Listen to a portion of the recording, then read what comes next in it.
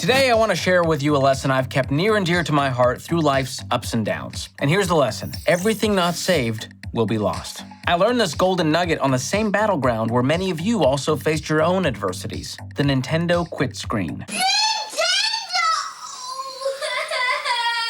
That's right, even as a kid, I understood how crucial saving was. And I also understood the regrettable consequences of failing to save. It's been a long fight. It's been a long fight, and I just had to have a warrior spirit. And if kids get how important it is to save, then why on God's green earth is it on trend for grown adults to boast that not saving money is some kind of financial wisdom? So in today's episode, I am looking at viral videos out there of influencers and financial experts who are discouraging people from saving money. But before I break down their bloviations, there is one final task I need you to complete so you can save my bacon, and that's hitting the like, subscribe, and share trio. All right, let's get to it. This is why saving money is so stupid. Now, don't get me wrong, you should ideally be spending less than you make each month. But if you want to become financially independent by saving a little bit extra each month, it's literally going to take you decades. What you need to do is instead focus on actually bringing in more money each month. And if you're in a job that has a low income potential, I really recommend sorting that out first and looking for ways that you can make more money. All right, thank you, Mr. Passive Income. You're welcome, Lester.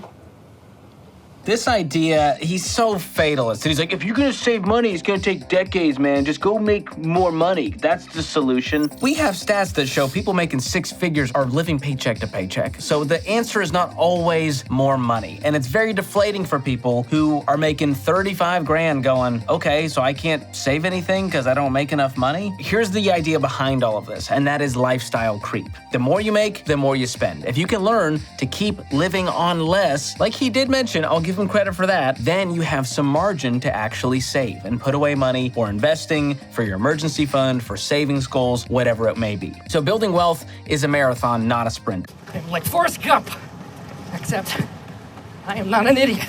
Saving little by little can compound over time dramatically as you invest over your working lifetime. So don't listen to that guy.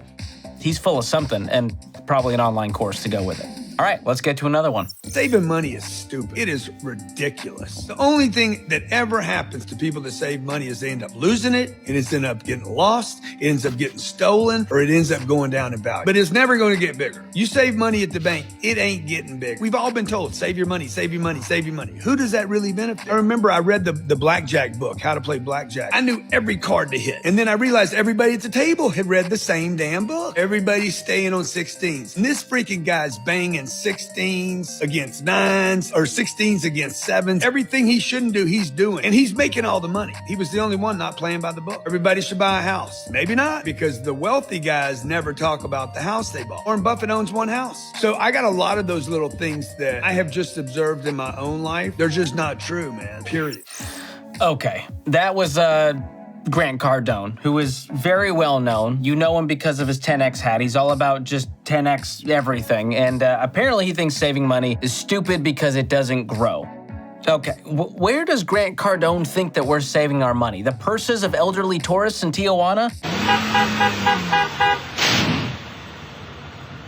I mean, we're putting these in FDIC-insured banks. Our money is safe. And yes, it's not meant to be a growth investment vehicle. It's meant to keep the money safe to cover emergencies and hit our savings goals. We do our investing for investing. We do our savings accounts for saving for emergencies. It's that simple, Grant. Get with it, bro. Moving on. Yo, stop trying to save money. Do this instead. This is advice for people who want to get rich, want to make real money. If you're cool with poverty or being middle class, this ain't for you. There's a lot of people online telling you, save money. I make my own coffee. I've been wearing the same jeans for 12 years. But that's not going to get you rich. You don't have a spending problem. You got an income problem. What I did when I was struggling is I just got more jobs. At one point, I had 4 jobs. I was working 12 to 14 hours a day, 7 days a week. And I was able to make more money. Then I invested that money into my businesses. And now I'm making multiple 7 figures. But it started with just getting more money. Whatever that means. If that's a business, if that's another job, if it's multiple jobs, it's actually easier than clipping coupons, making your own coffee, or flying economy. Stop being lazy. Even if you're a janitor, start doing some other janitor shit after work. Get more money. I actually like this guy. I want to hang out with him. He's very entertaining, even though what he's saying is kind of ridiculous. But no, I'm not cool with poverty. Just for the record, if you guys were wondering, do I wish I worked out as much as he did? Yeah, I mean, he looks fantastic. All right, the keto king right there. And there is something I like about what he said, is that he's like, hey, you can go make more. Go get some extra jobs. He's not scared of work. And for that, I commend him. But this idea that we shouldn't save and we should just go make more, it doesn't make sense. Because if you just make more, you're gonna spend more. We've got to learn to build that savings muscle. That's au naturel, baby. Something that I have that maybe he doesn't. That might be the one muscle. We did a study here at Ramsey Solutions on millionaires, over 10,000 of them, and here's what's wild. These people didn't have crazy income, and they didn't wear the same jeans for 12 years, but they did have reasonable lifestyles. They drove used cars, they didn't wear designer clothing, they just lived on less than they made, and they saved and they invested, and they had an emergency fund, and they stayed out of debt. Building wealth is about really simple habits over a long period of time. So that big income won't matter if you got bad habits, like not saving. You want to see another one? Oh, hey, your choice. Let's go. When you believe money is scarce, you try to hoard it. And the issue is when you try to pull something in by force, it just pushes it away. Instead of trying to pull in money by force, instead you must attract it. You've been taught your entire life, money is this very scarce item, so you have to be very careful around it and all this stuff, when unequivocally that's not true. All you need to do is look at the money printing they've been doing the past couple years. Okay, that went a lot of different ways. He started with this kind of like Socrates, Aristotle, very philosophical vibe of don't try to hoard your money. But then he ends with like, and they're printing all this money, man. What do you think that's about? So that's your boy, Iman Gadzhi. And he's a super, super rich young guy, clearly with a cool accent. I don't have any of that going on for me. But what I do have is savings. And there's a huge difference between hoarding money and then having some money in savings. I mean, he's telling me not to hold on to money, but attract it like a magnet. Magnets. Okay, what? Like making magnets, collecting magnets? Playing with magnets? Just magnets. You know what? I gotta say, I've never given that a try. Don't knock until you try it. He might be onto something, okay? All right, let's do one more for good luck. I don't know anyone who has saved themselves to success and wealth. It just doesn't happen. You look at the most successful and wealthy people, what have they done? They've built their wealth through property, businesses, investments. The average person struggles to save, don't they? They're over leveraged with credit cards, loans, debts. Most people don't save. There's 34% of adults in the UK right now with zero savings in the bank. Imagine if something happens, you've not got that money to support yourselves. There's 300 million Americans with less than $1,000 in their check-ins account. This is just crazy. Why? Because we're all taught to save and that's the way to do it. Yes, I believe in saving. I believe you should have 6 months in the bank, 6 months of living expenses, so if the worst happens, you've got cash there, you can support yourself. I've got a lot of different things coming in, different streams of income, so if one gets knocked out, I can still survive.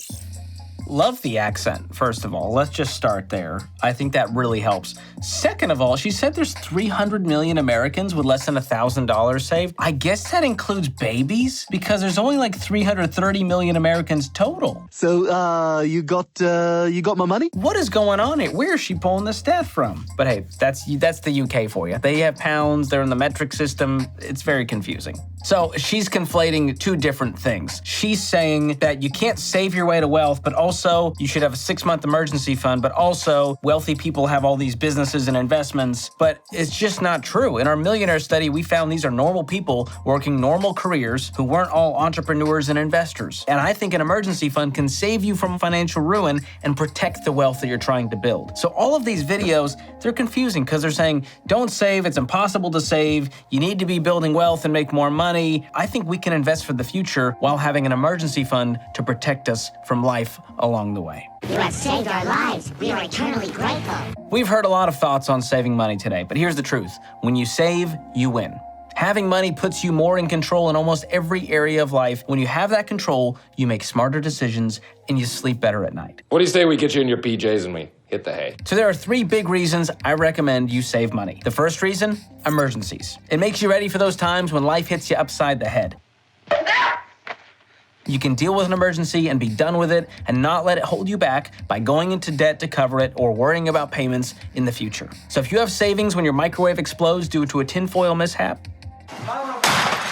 you've got the damage covered. Once you get out of consumer debt, I want you to up that emergency fund from $1,000 all the way up to 3 to 6 months of expenses. That's going to be that barrier, that force field between you and life. The second reason to save is for large purchases. You see, most people buy now and pay later, and that's why they call it buy now, pay later. It's like a credit card, but shadier. But that just brings on fees, interest, overdraft charges, and poor financial management. No thanks, Tom Hanks. Not falling for it. So the right way to do it is save for it. Think about this. If you want to buy a $500 couch to replace that crusty Craigslist find, try saving $100 a month and do that for 5 months. Then you'll have the cash to buy it. That's called delayed gratification. Plus, it's a good test. You find out how much you really want an item when you know you've got to wait for it and you've got to save up for it over time. So to do this the right way, I recommend using a sinking fund to save up a certain amount every month in your budget to hit your goal. And the Every Dollar Budgeting app makes this super easy to set up and track. All right, the last reason to save is for retirement. That's right, the future's coming, baby. Time keeps on slipping into the future. Future's now, old man. Listen to these numbers. If you invest just $100 a month for 40 years, that's a normal working lifetime, you could have well over $1.2 million saved up for retirement. That's right, $100 a month. Most of you are spending $100 a month on soggy Postmates tacos. Hey, yo, you know this, boy. He's got his free taco. So millionaire or overpriced mid-tier Mexican food? The choice is yours. You see, when you save, the process itself makes the money work for you. You don't spend extra thanks to interest and overdraft and fees. You discipline yourself, and you've got a big reward coming when you finish. In the meantime, I want to know, what are your short and long-term savings goals? What are you saving up for? What are you investing for? Let me know below in the comments, and I'll jump into the conversation with you. And be sure to share this with your friend who's likely to fall for one of these gurus courses or 10X summits. They need some help getting talked off some get-rich-quick ledges. Thank you guys for watching. We'll see you next time.